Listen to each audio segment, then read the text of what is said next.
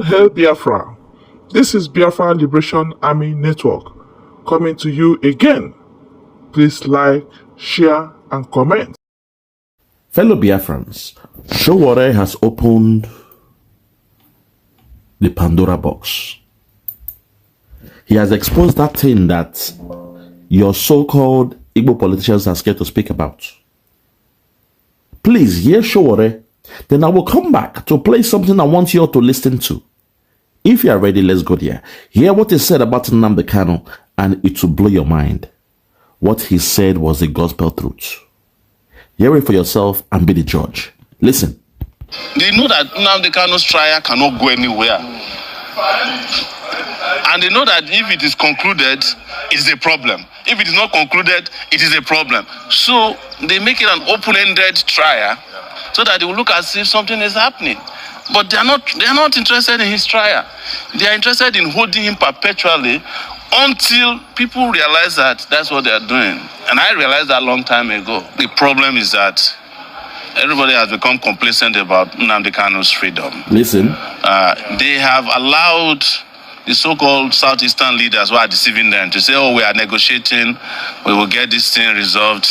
To allow them to calm down the restless people who should get him out. You are not going to get Nnamdi Kanu out of detention by negotiation. It's not possible.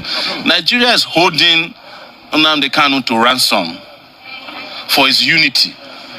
The payment they are demanding for is absolute unity and loyalty, regardless of what they are doing to Igbos. Listen. Yes, or they are doing to other Nigerians. We treat yes. Unless that ransom is paid, and that ransom is Nnamdi, or Nnamdi is rescued from the kidnappers. I think I want to say this because Nnamdi Kanu is my friend, and I've been in this court several times on his behalf. In fact, when I would come to this court in the past, they would attack me physically. Very true. I was attacked physically thrice. Just the reason I don't come to court anymore is that a federal high court judge actually gave an order that I cannot attend this trial. Listen. This current trial, yes. Listen. He mentioned my name specifically, so I don't want to waste my time coming to court, but to be more than, I think the problem is that everybody has become complacent about Nnamdi Kanu's freedom. They have allowed the so-called Southeastern leaders who are deceiving them to say, oh, we are negotiating, we will get this thing resolved. To allow them to calm down the restless people who should get him out. You are not getting, this is what I should tell you, you are not going to get Nnamdi Kanu out of detention by negotiation. It's not possible. Listen. Nigeria is holding Nnamdi Kanu to ransom for his unity. The payment they are demanding for is absolute unity and loyalty, regardless of what they are doing to Igbos. Yes, or they are doing to other Nigerians. Listen. Unless that ransom is paid, and that ransom is Nnamdi, or Nnamdi is rescued from the kidnappers. Look, all these razzmatazz we are seeing in Nigeria in the courts, Nnamdi Kanu's trial has nothing to do with judges. If the Supreme Court justices decide that Nnamdi Kanu should be freed, he will not be freed. Listen. The DSS will not leave him. True. Because that has happened several times. It's not matter for what they come to do in the courtroom is scripted drama. So that they'll give an impression that, they know that Nnamdi Kanu's trial cannot go anywhere. And they know that if it is concluded, it's a problem. If it is not concluded, it is a problem. So they make it an open-ended trial so that they will look as if something is happening. But they are not interested in his trial. Listen. They are interested in holding him perpetually until people realize that that's what they are doing. And Hold it there, sir. With all due respect, they are holding him,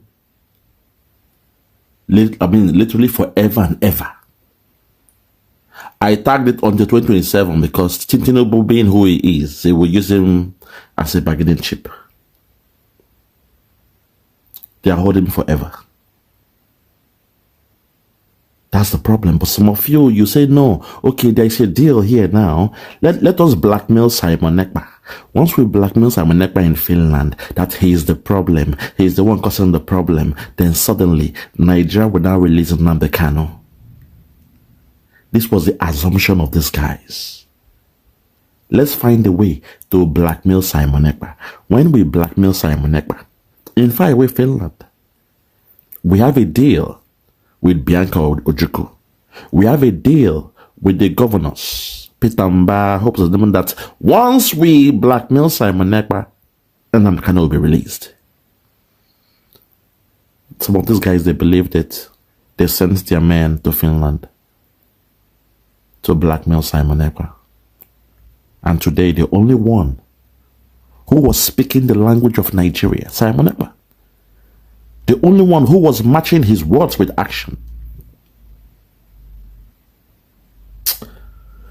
Our own blackmailed him, betrayed him. Our own did that. Our politicians did that. The governors did that. Bianca Ojukwu did that. Even the wife of Nnamdi Kanu, the wife or the ex-wife, I don't know, Uchechi Kanu, she was part of those who wrote that her husband Nnamdi Kanu is fighting for Biafra, that what Simon Ekpa is doing is alien to IPOB. That they know nothing about Simon Ekpa. That Simon Ekpa is not part of them. And also the DOS. Those that say they believe in command and control, they sent 3 people to Finland.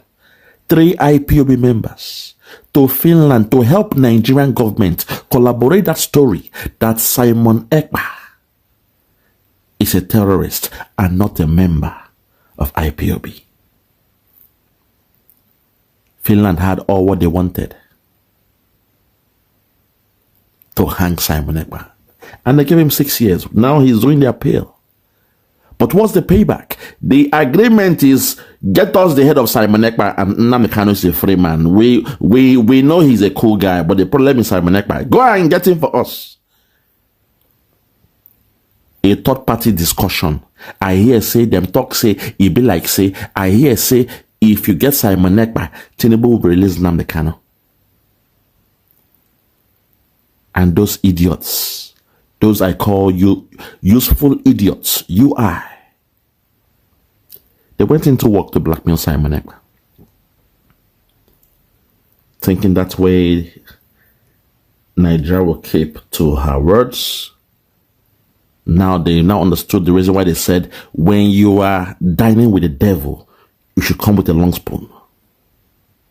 Because today, Nigeria has done that thing that we have in our Igbo adage. A saying that when you have enemies in your left and right, they are all coming to fight you at the same time, you may not win the battle. The only way to win the battle is those on your right. Tell them you want to make peace with them. Give them food, drink, let them eat and wine. While away their sorrow. When they see that friendship in you, take that same time to destroy those ones in your right. On your right hand side. After you have destroyed your enemies on the right hand side, you can now focus on the one on the left and give them the water. They won't even see it coming. It will be like a sucker punch. Today, those that say they love Nnamdi Kanu and that they will work with Nigeria, they say Simon Ekpa is not a member of IPOB. They will work with Nigeria. They will collaborate with Nigeria. They will partner with Nigeria. Do you understand the meaning of that? Do you guys understand the meaning of that? That Nigeria is holding our leader, Nnamdi Kanu, the leader of IPOB, and some IPOB members, they went to collaborate.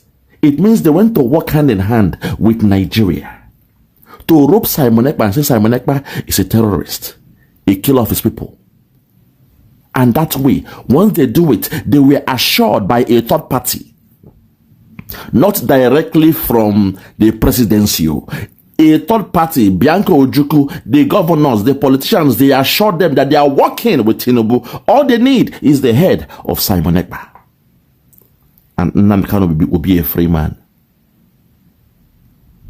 The same way the son of Tinubu went to tell our brother Kanu that if you guys can gather men for us to vote for Tinubu, he'll release Nnamdi Kanu. A third party speaking. They believed him. By the end, Tinubu is president and Nnamdi Kanu is still languishing in jail. So what he's going through is not a trial, but a persecution. There is a difference between a trial and a persecution. Persecution, to persecute someone, is different from a trial. You guys will not understand this. Sometimes they will bring the worst to compare with you. You saw that video and pictures of a terrorist carrying ammunition, bullets, all across his body. Speaking with the media in Nigeria, he was discussing, he was making a press statement with Nigerians and the politicians and other stuff. And he was warning them. But Nnamdi Kanu is still being seen as the enemy. Simon Ekpa is still seen as the bad guy. Just like in your Bible, even Pontius Pilate tried to play a fast one. He assumed that the people will be mature enough to do what is right. So he presented to them Barnabas and Jesus.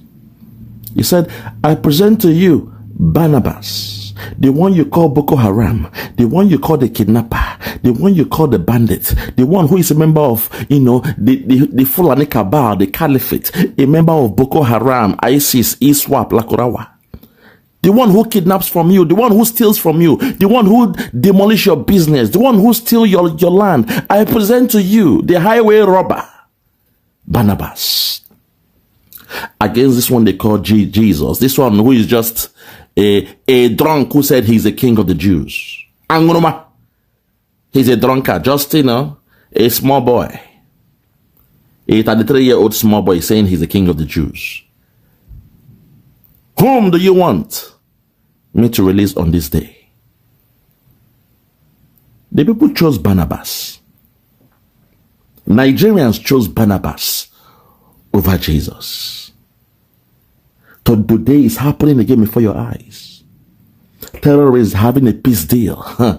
When they kill and kill and kill, when they are caught, suddenly they beg them, say, please now, can we just have a deal? Let us keep you somewhere for 3 weeks. And once we keep you for 3 weeks, we will now say you are now repented. You become born again. We come with this policy. It is called the cheese approach policy, where we fund you, we pay you monthly, and we feed you every day. The cheese approach policy, a non-kinetic approach by the Nigerian government and their military towards the Islamic jihadists from the far north. The cheese approach policy, or the cheese policy, as said by Malam El-Rufai.